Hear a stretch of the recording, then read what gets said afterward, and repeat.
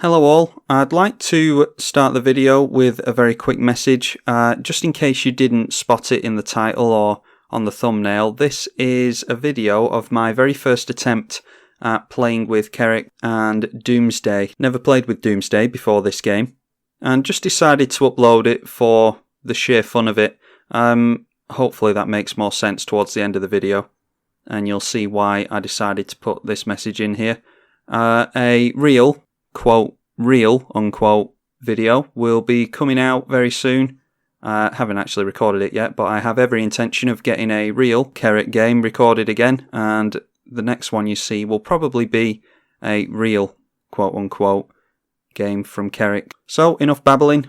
I will speak to you all again in roughly 2 seconds or so. Kherik, son of Yawgmoth, versus Kaalia of the Vast, Izoni Thousand-Eyed, and Estrid the Masked. Yeah, Enchantress is not the best matchup for us. Going to keep this hand because we have some mana available to us, and hopefully, in a few draws, we can get into another land.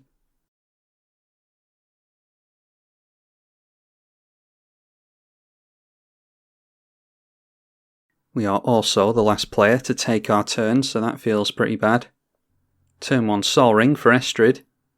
2 of our 3 opponents going in for fast mana. Kaalia has gotten down a Mana Vault and gone straight into a Crystal Ball. I don't suppose Mana Vault really helps a 3-colour commander to get their commander into play any faster. We draw into Bolas's Citadel, which we really don't want to see this early in the game. A Core Spirit Dancer coming down for Estrid, so this is likely to be an Aura deck. A Thought Vessel for Izoni, no maximum hand size there. An untapped Godless Shrine coming down for Kaalia off of a fetch, followed by Stoneforge Mystic. So let's see what they reveal off of the Stoneforge Mystic. They can obviously go for an equipment with that. Yep, that's usually what Stoneforge goes for, a Batterskull, because Stoneforge for 2 mana and tap can cheat that into play. Wow, we are not drawing very well. Alright, Estrid just deciding to get down a Reflecting Pool and tap out. They don't have access to green yet. Oh, they don't have access to blue either, so yeah, they're not doing too well on their mana. If we can just get into one more piece of mana, we can go for Read the Bones, and hopefully that will really help us out. Read the Bones is great card filtering. It can get 4 cards off the top of your library. A Rhystic Tutor, no one can pay to put mana into that, so Izoni is going to be tutoring here. And that is likely what Izoni tutored for, a Sol Ring. They've got 5 cards left in hand, and now 6 mana available to them. Haven't really done much of a job of loading up their graveyard yet though. No dredge to be seen so far from Izoni. Stoneforge Mystic, no prizes for guessing what Stoneforge Mystic is about to cheat into play. Batterskull comes down, equipped to a 0/0 Germ token, gives +4/+4 Vigilance and Lifelink. We do get into that swamp, so that's really good. Let's just go for the Phyrexian Arena here, because if we go for Read the Bones, we're going to have to discard, and I'm liking what's in our hand currently. Plus, everyone is tapped out, so it's not as likely that Phyrexian Arena is going to get blown up. A Gaia's Cradle comes down for the Estrid player, so that puts them on their green mana. An underplayed card in Miri's Guile lets them reorganise the top 3 at the beginning of each of their turns. And hopefully that can get them into some blue mana next turn. Down comes a Noxious Gearhulk for Izoni, and that blew up the Germ token from Batterskull, only solving half of the problem there. I could really do with getting Batterskull before our opponent gets into 3 mana, because they can bounce Batterskull if they want to, in response to targeted removal. Kaalia just deciding to pass with 2 mana held up. They're missing land drops. We have managed to hit ours so far, very luckily. Hopefully drawing to another one here off of the arena. And yes, we do. So that's really, really good. Do we go for our commander now is the question. I don't think we bother going for our commander yet. Let's get down the Sangromancer. If we can start gaining life, then that's obviously more life that we can put into our commander. And I've had my eye on the Font of Agonies for quite a while now, so I'll be very intrigued to see if that works in this deck. Whenever you pay life, you put that many blood counters on it, and then for 2 and remove 4 blood counters, you can destroy a creature. So if we pay Phyrexian mana twice, that will put 4 blood counters on this. I actually thought this was pay life, put a counter on it. But it does care about how much life you pay, so yeah, that's absolutely relevant in this deck. That's a happy accident, as Bob Ross would say. I think in one of the earlier shows I mentioned, we don't make mistakes. We have happy accidents. Still no blue mana from Estrid, but they are managing to get down a sphere of safety, so preferably we'd like to see Estrid gone before it turns into a 1v1 situation between the two of us. We can generate a lot of mana, and we don't really want to swing in with that many creatures, but if we do need to take care of our opponent's life total with creatures towards the end of the game, we'd rather not have a sphere of safety in play. Still no blue mana for Estrid at least. A Vampiric Tutor for Izoni at the end of Estrid's turn, so they have gotten into their second tutor of the game, I think this is. Yes, they got down a Rhystic Tutor earlier on. Now let's see if we can guess what Izoni went for based on the cards they play this turn. Okay, Fleshbag Marauder. Wouldn't have thought they'd tutor for a Fleshbag Marauder, but no, I wouldn't have thought so. You'd think they'd go for something like Life from the Loam or something like that in an Izoni deck. We do lose our Necromancer, unfortunately, but we do gain some life here. And at least it's not our commander that we're losing. 3 creatures die, which means Sangromancer triggers 3 times and gains us 9 life in total. Gaining 9 life for 4 mana isn't the worst. As well as eating a Merciless Executioner or Fleshbag Marauder is what that was. And then Noxious Gearhulk, knocking our life total down a little bit. Izoni only has 2 cards left in hand. Kaalia still not getting into a land, so really letting us off there. Gaining us a few turns against Kaalia. And I'd actually really like to point a Mind Twist towards Kaalia, but whenever I use Mind Twist I want to get rid of all but one of their cards at least. Bubbling Muck, can we do anything with that this turn? Is it worth blowing a Bubbling Muck this early? I don't think so. I think we'll just go for Read the Bones here and try and make a land. Yeah, I like Twilight Prophet, but we need to make a land like I say, so let's just go for Lightning Greaves on top and hope that there's a land. There is not. So in that case, we'll just go for the Bloodchief Ascension. And then it's a tough choice of what to get rid of. I think it has to be the Mind Twist, actually, much as it pains me. Not the wisest decision, necessarily, to show my opponents that there's a little bit of discard in the deck. They may well assume that there's a whole heap of discard. And in my experience, players really don't like playing against discard effects. Let's see if Estrid can get into blue mana off of Miri's Guile. They do get into a Sterling Grove at least, not necessarily blue mana though, and then Crystal Ball will allow the Kaalia to scry 2, so they're definitely trying to get into some lands here.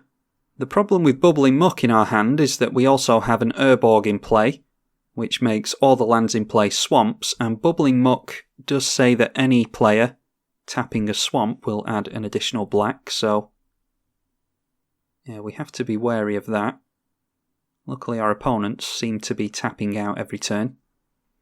Going over to Izoni after the Sterling Grove play, and they have not held up mana to crack that for the tutor effect.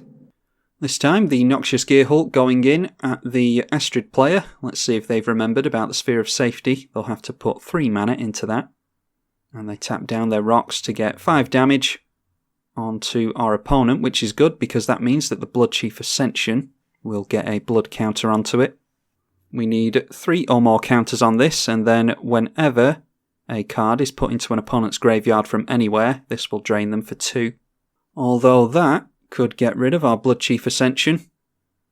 That should really either go after the Batterskull or the Sterling Grove, really, because we really want to be getting rid of Sphere of Safety. And having Shroud on all the Enchantress's cards is not a good thing for us in general, really, so I don't think this should come in at the Bloodchief Ascension, but we'll have to see what our opponents do. Kaalia managing to get into a land, followed by a Rogue's Gloves. Whenever the equipped creature deals combat damage to a player, you can draw a card. We may well see Kaalia next turn. Oh, and another counter on the Bloodchief Ascension because they shocked in the Sacred Foundry. They obviously want to hold up mana for the Crystal Ball. And yeah, like I thought, the Thrashing Brontodon going in at Bloodchief Ascension. Not too sure about that play. It's not like we're going to be wheeling in this deck. But we did show our opponent that we have Mind Twist, so maybe they're scared of discarding their entire hand and getting drained for a bunch from the Bloodchief Ascension. We get into our land for the turn. That's really good. I think we have to try and get some stuff going here, so let's burn the Bubbling Muck. Don't really like to play it this early, but we need to try and catch up with some stuff here. We'll get down the Jet Medallion, making our black spells cost 1 less. Followed by a Lightning Greaves. And then we'll put Phyrexian Mana into Kerac. That will lose us 6 life. And then with the floating mana we'll get down the Font of Agonies as well, and hopefully we will make it through to our next turn with Kerac in play. Because I'd really like to see the Font of Agonies do some work for us this game. I'd also very much like to see Font of Agony stay in play long enough so that we can deal with Kaalia as well. Not seen any haste yet, thankfully, and it's not likely that they'll get haste into play and play Kaalia at the same time. A Gift of Paradise going on to a basic Plains. When it enters the battlefield, you gain 3 life, and it has tap, add 2 mana of any one colour. And that allows them to get into their blue mana, which means we're probably seeing, well, I was going to say we're probably seeing Estrid, but instead seeing Estrid's Invocation. This is really, really good in our Tuvasa deck. It comes down as a copy of any enchantment you control, and it flickers at the beginning of your turn, so you can turn it into any enchantment you like. If they go for the Sterling Grove here, then all of their enchantments are going to have Shroud. That's exactly what they're doing, so now spot removal cannot go on the Sterling Grove. Our opponent missed their chance there by shooting our Bloodchief Ascension. And we weren't going to have enough counters on the Bloodchief Ascension to actually drain our opponent anyway. We were only going to have 2 counters on it, so they were definitely too hasty with sacrificing their creature there. A Skittering Surveyor, I don't know what that does. Enters, search your library for a basic and put it into your hand. That's a 3 mana 1/2 construct. Still no Dredge from the Izoni player. They do have a couple of creatures in the bin though. And Izoni, the 1,000 Eyes comes down. That will make a couple of insects thanks to the couple of creatures that are in the graveyard. And then for Golgari you can sack another creature to gain a life and draw. They don't have the mana held up for that currently. Then the Noxious Gearhulk going in at Kaalia, so Noxious Gearhulk has hit each of us this game. Now the Crystal Ball is being tapped for a Scry 2, so no doubt Kaalia will get into another land, unless they're really unlucky with the top 3 cards. Kaalia did get into a land, and it was the Clifftop Retreat, I think, and then going straight in for a Smothering Tithe. And we're going to draw 2 cards here, so that's 2 treasure tokens for the Kaalia player. Looks like their mana worries are a thing of the past. Now then, can we go for our combo here? I think we might be able to. Let's go for Paying a Life to Vampiric Tutor. We'll get some blood counters on the Font of Agonies, as well as some counters, or a counter, onto Kerac. Drew into the Vampiric Tutor off of the Phyrexian Arena, so we will draw into whatever we tutor for here. Let's go for the Doomsday, and we'll try and get the combo going. We are not going for the Smothering Tithe. Now, we can get down the Haunt of Hightower. We'll pay some life into that. That does have lifelink, so I think it's worth doing this. And again, Font of Agonies is going to trigger. Then we want a mana held up for Font of Agonies if we want to activate that. So let's just go for a mana, the floating mana, into Doomsday.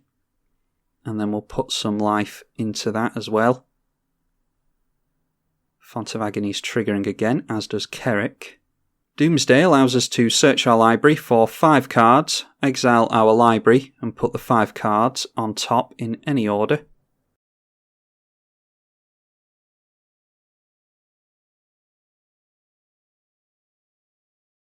So we go for Infernal Contract, Gravecrawler, the Carrion Feeder, and the Ether Flux Reservoir.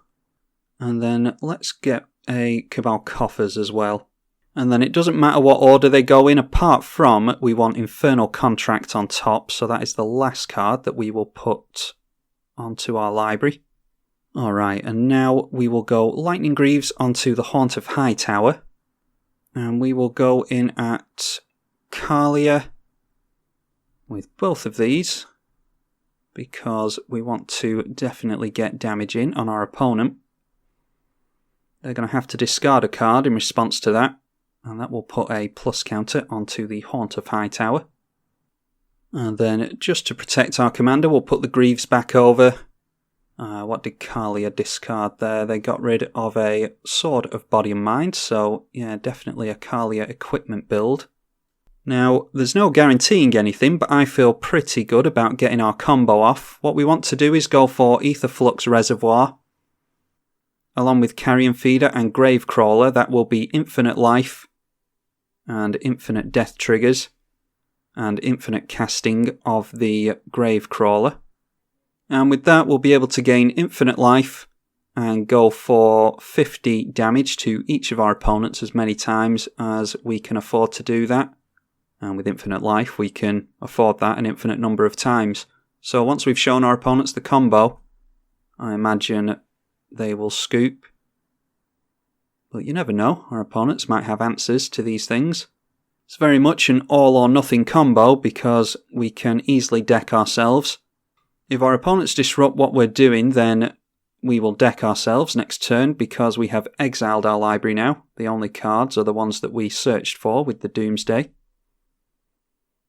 Luckily, haven't seen a Rest in Peace from Estrid. They just decided to flicker the invocation onto Sphere of Safety. And Estrid, the Mast, will probably put an aura onto the Gaia's Cradle. Kaalia is now up to 4 treasure tokens with the Smothering Tithe. So they can go for the Crystal Ball at the end of Izoni's turn if they want to. Izoni deciding to sacrifice the Skittering Surveyor. That will trigger the Haunt of Hightower and put another plus counter on it. And Izoni drawing gives another treasure token to Kaalia. They won't need to cheat their big stuff into play if they can afford to hardcast them. Corsair of Kruphix. Yeah, not too worried about Corsair of Kruphix. We can see the top of their library though, and they have a Sheoldred on top. That's worth knowing about. And as I thought, all this stuff is coming in at us. Just going to take the hit here because I'm worried about Kaalia being able to get down some kind of hasty wheel effect or something like that. I mean, I hope they don't just straight up cast Wheel of Fortune, but there is that dragon that wheels, and they might be able to get haste onto it. That would deck us. So I'm just going to take the hit here, knocking us down to 12, and we are on 2 commander damage from Izoni.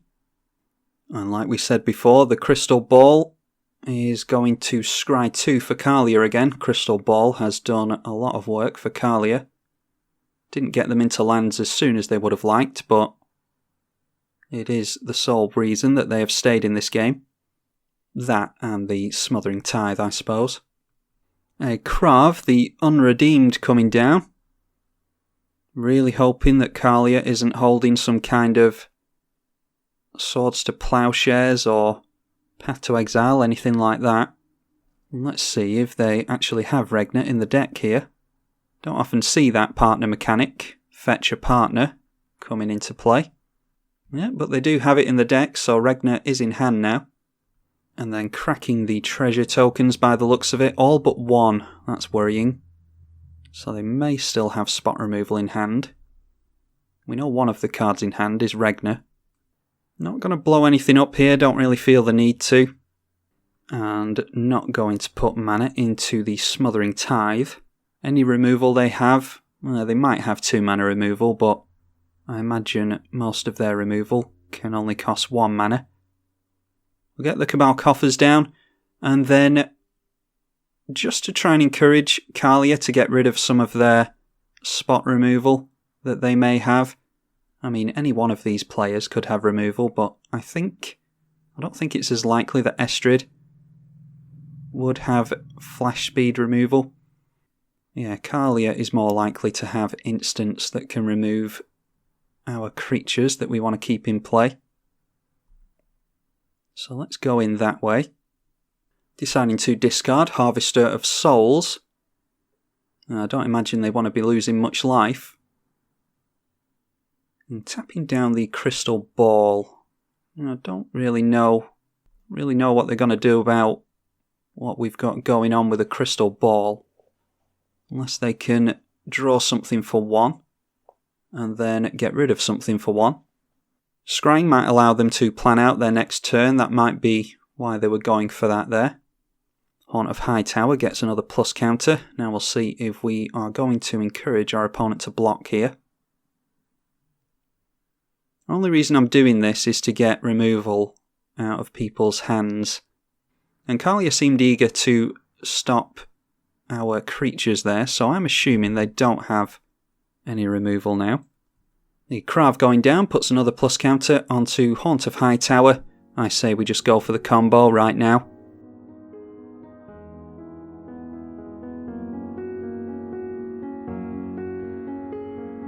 Let's pay for it with mana. Another counter onto Crick.